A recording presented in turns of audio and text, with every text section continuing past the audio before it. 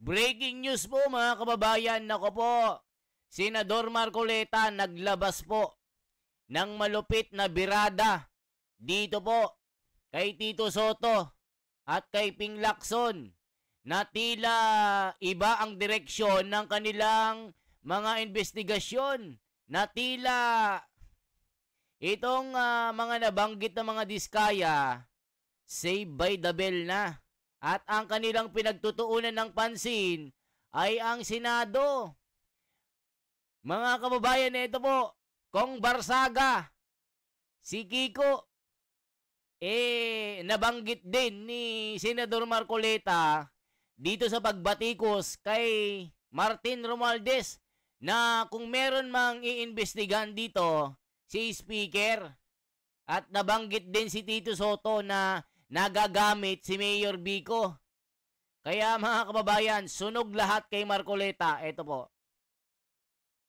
Itong gusto ko na itanong kay Sen, bagamat hindi siguro niya ka-batch itong yung bagong kongresista, Sen, Congressman anak ni Kong Kiko. si Kong PD, alam ko barkada niyo, Sen, si PD Barsaga.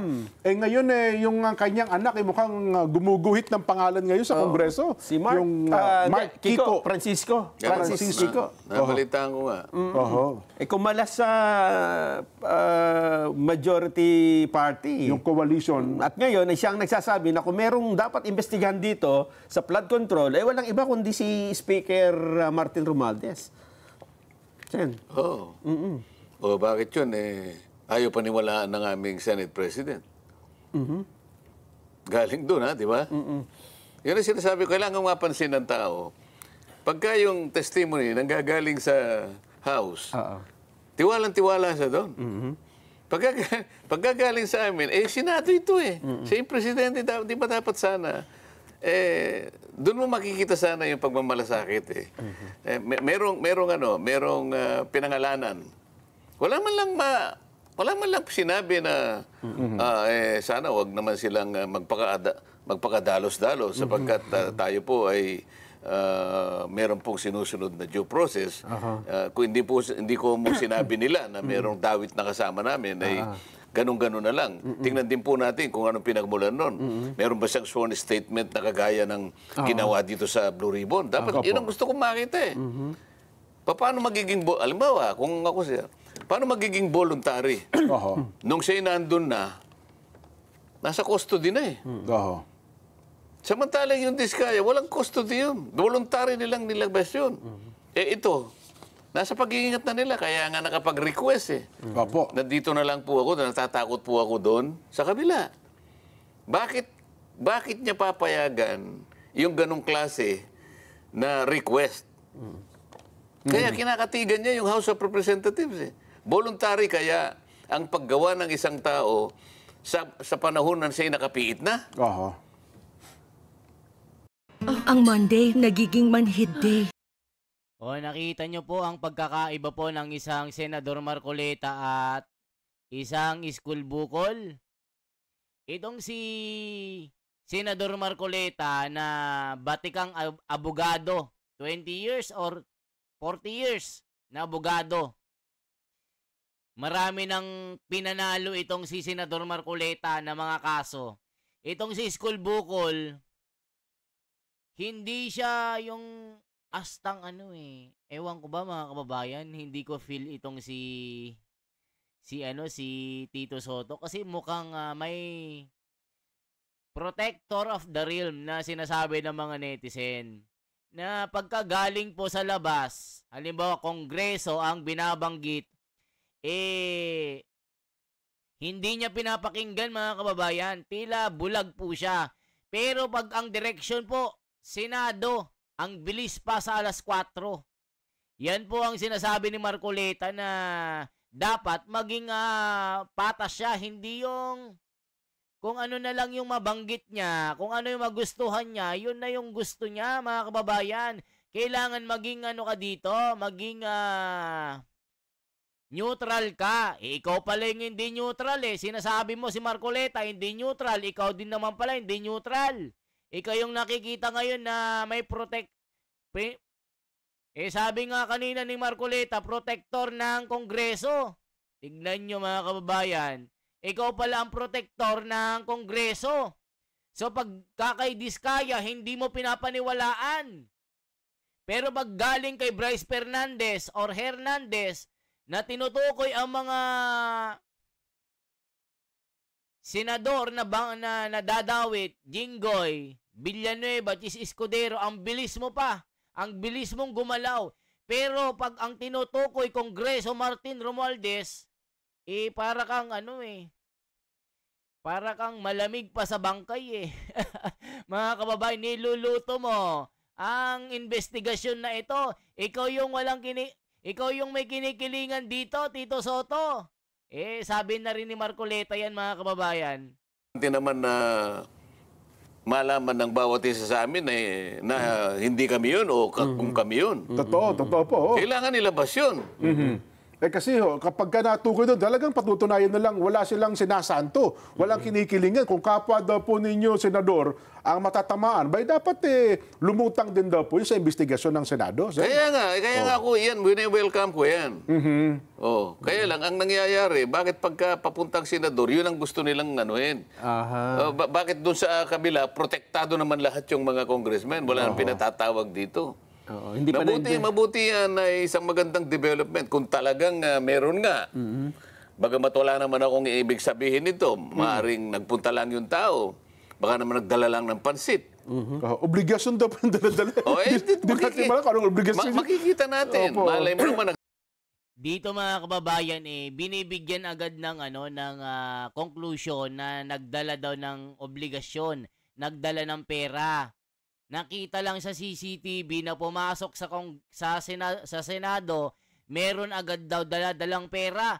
Ito yung gusto nilang palabasin, mga kababayan, na pumunta dito sa mga senador. So dito, ang bilis nila gumalaw, ang bilis nila kumilos. Tito Soto, ang galing pag mga senador ang pinag-uusapan. Pero pag congressman na, ay walang effect. Parang walang narinig, mga kababayan. Nako po, binira ka tuloy ni Marcoleta. Bias ka kasi, hindi ka naman kasi abogado. Yan ang sinasabi ng mga comment. Sabi ni Nicanor, 1997, nako po. Nagdala lang ng isang kahon na hopya. Kung isang kahon na hopya, baka ako suspect. Sa inyo. Kasi hopya. Diba? Ako wala akong sinasabi.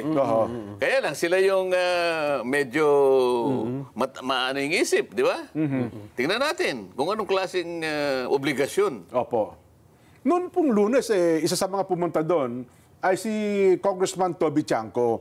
Ano po ang importansya siya nung naging pahayag ni Kong Toby nung kayo pa ang chairman ng yun, nagsalita si Toby Chanco. Bakit hindi man binigyan ng parang walang weight. Parang walang weight samantalang binanggit niya yung paglalatag ng napakaraming insertions na nanggaling dun sa isang dati kong kasama doon. Na ayoko nang banggitin ng pangalan, baka sabihin na naman nila, pinaiinit ko itong usapin na ito.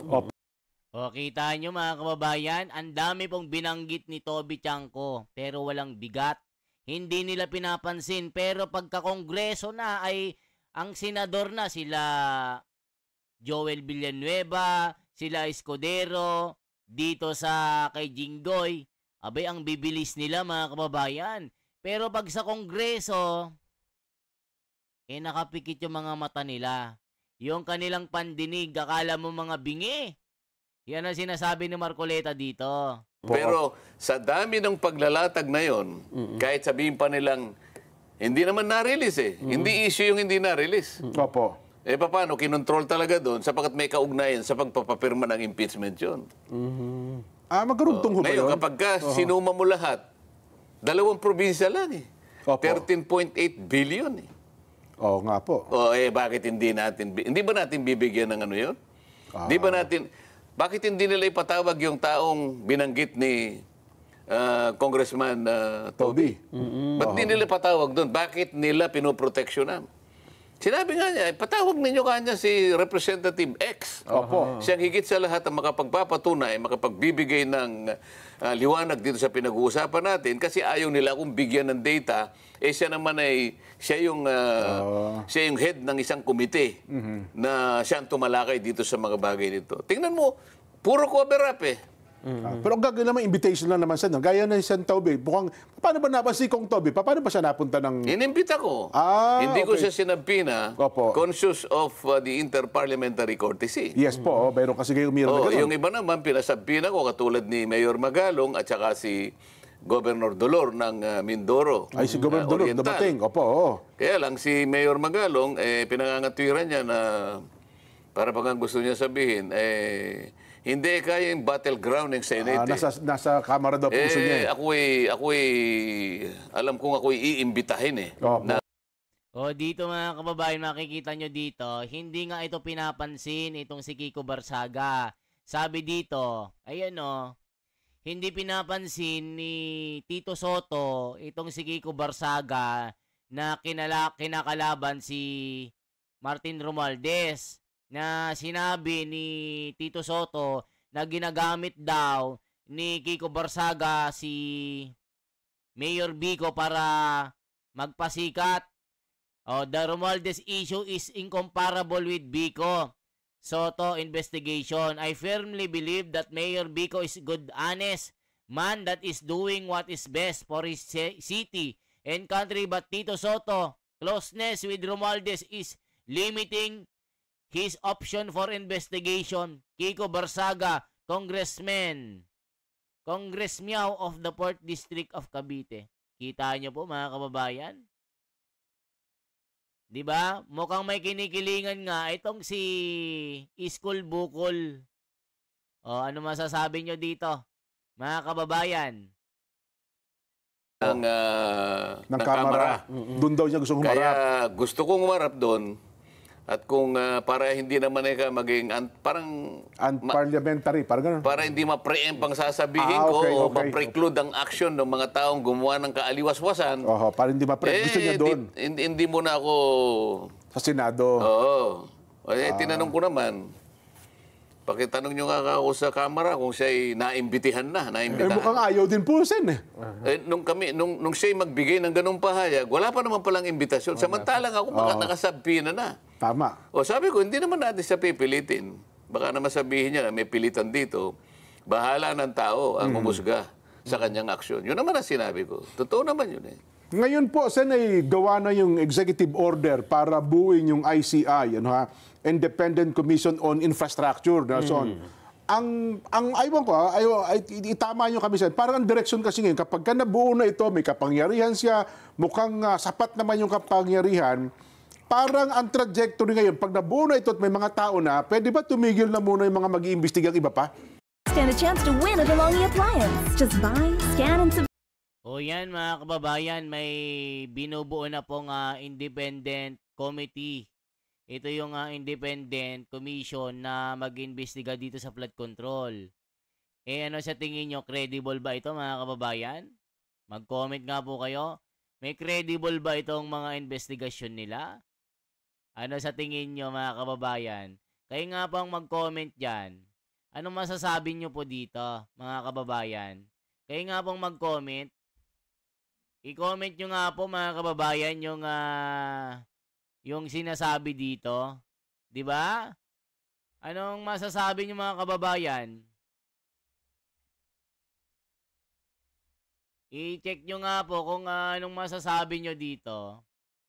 Check po natin yung mga sinasabi dito. Congressman answer this kaya kickback claims in Senate hearing. Ayan na mga kababayan, check po natin kung anong sinasabi po dito, 'di ba? Kasi yung iba wala alam na this mga kababayan Alam na may pinoprotektahan no. 'Di ba? Anong masasabi natin mga kababayan? Sabi dito walang pinoprotektahan si Senator Soto. Totoo kaya na walang pinoprotektahan ito mga kababayan? Ano sa palagay nyo? Walang pinoprotektahan sila Tito Soto at Lacson? Comment nyo nga po. Siya sa atin ng ICI. Ito nga lang 22 to 25 eh.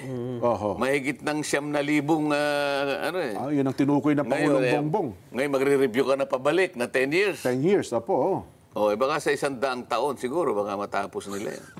Ilang salin ng Hindi ko hinahatulan ito. Opo. Oo. Well, Sana naman, bakit hindi? Di ba? pero kung ipasa halimbawa ng Kamara, sige. Sino yung kasi independent Commission on Infrastructure. So gaano sila ka-independent? Sino ang itatalaga doon? Meron na ba? Isang usapin yun eh. Wala pa. May mga nabanggit lang po ang pangalan.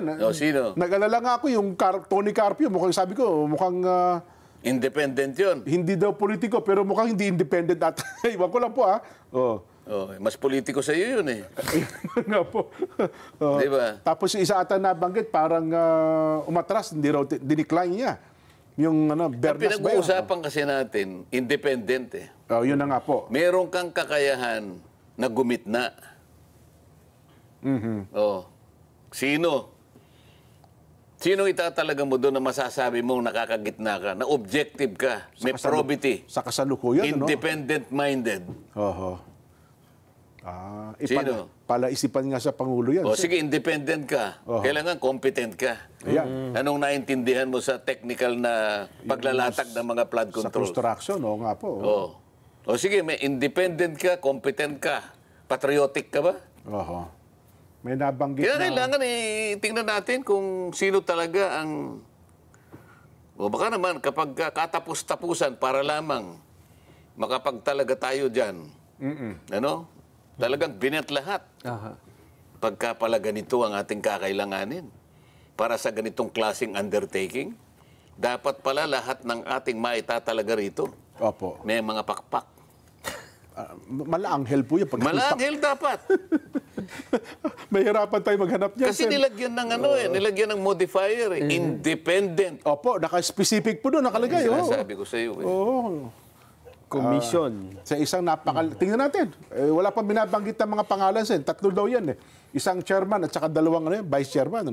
Isip-isipin mo Anong pangalan nung sinabi mo kanina? Si retired Associate Justice Antonio Carpio. Basa pa po kami ng mga reaction. Sabi ng ating mga reactors, meron kahit papaano mula po kay Ginoong Torres. Di wala dahil ililis na nila yan. Sa katotohanan, Michelle Derio ng Malabon. Di wala na po mula kay Irma. Yun. Wala po kasi for the purpose of making law ang hearing po. Rachel Basina ng Quezon City. Di wala na kasi ginugulo na lang nila yung gobyerno dahil wala namang nakakasuhan batay sa mga dating issue ng korupsyon mula kay BN. Meron po mula kay Ron. Ayon, resulta ng ating Vox Populi sa tanong na, may mapapala o makakasuhan pa kayang promotor ng katiwalian sa flood control sa takbo ng investigasyon ng Senado at ng Kamara? Ang nagsabi ng meron naman siguro, 25%. Ang nagsabi ng mukhang wala po 75%. Ayon. Yan ang gusto ko sa ating mga kababayan dyan. Opo. Kahit na ganun nakahirap, kung titingnan mo parang wala nang pag-asa. Meron pa rin 25% Na punong-puno ng pag-asa, Sen. talagang kumakapit pa rin kahit sapot na lang ng gagamba. Ang kinakapitan. Yun ang gusto ko Ayun, yung pag-asa nandun pa rin. Sana nga Ako gusto ko nga meron Mga kababayan, ano masasabi nyo dito sa nabanggit ni Senador Marcoleta? Mga kababayan, meron pa bang direksyon ang gagawin nilang pag-iimbestiga? Meron pa bang makukulong dito? O gagawin lang moro-moro ito? Nagguni-guni na naman ng isang abogado ng Itbulaga na may pinoproteksyonan na pagka senador na ang nababanggit ang mga kontraktor, alisto pa sa alas 4 kung kumilos. Pero pag congressman na ang nababanggit, walang ginagawa, halata na protector ng kongreso itong dalawang ito. Pampilo Lacson at Tito Soto. Protector ng Kongreso. Hala ka, mga kababayan. Yan po sinasabi ni Marcoleta na tila niluto nila at sinabotahe itong Blue Ribbon Committee, kaya siya sinibak para walang makulong na mga malalaking isda. Kaya mga kababayan, yan lamang po ang aking bahagi. Salamat po ng marami. Isang like naman dyan at isang share sa ating YouTube channel. Mabuhay po. Salamat po.